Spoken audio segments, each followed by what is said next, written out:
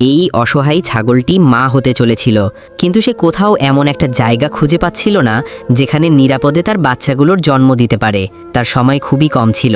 হঠাৎ করেই তার পেটে তীব্র ব্যথা শুরু হয়। সে যন্ত্রণায় কাতর হয়ে একটি বাড়ির সামনে বসে পড়ে, কিন্তু সেখানকার লোকেরা তাকে ডান্ডা দিয়ে মারতে শুরু করে। অসহায় ছাগলটি ব্যথা আর কষ্টে কাঁদছিল। বাধ্য হয়ে সে গ্রাম ছেড়ে দেয় এবং এমন এক জায়গার উদ্দেশ্যে রওনা হয় যেখানে কোনো মানুষ থাকে না, শুধু ভয়ঙ্কর সব বন্যজন্তু থাকে। ছাগলটি উঁচু পাহাড়ের চূড়ায় একটি ছোট্ট ঘর বানায়। সেখানেই সে জন্ম দেয় ছোট ছোট বাচ্চাদের, কিন্তু সন্তান জন্ম দেওয়ার পর সে খুবই দুর্বল হয়ে পড়ে। ওদিকে বাচ্চাগুলো ক্ষুধায় কাঁদছিল। ছাগলটি শেষ শক্তি একত্র করে বাচ্চাদের খাবার আনতে যায়। ঠিক তখনই এক সিংহ তার উপর আক্রমণ করে।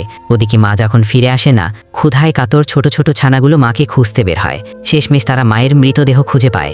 নিরীহ বাচ্চাগুলো কাঁদতে কাঁদতে বলে, মা উঠো না, আমরা তো এখনো কিছু খাইনি। কিন্তু মা আর কখনোই উঠবে না।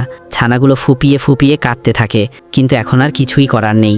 তবে আপনি চাইলে এই মায়ের জন্য একটা লাইক আর সাবস্ক্রাইব করতে পারেন।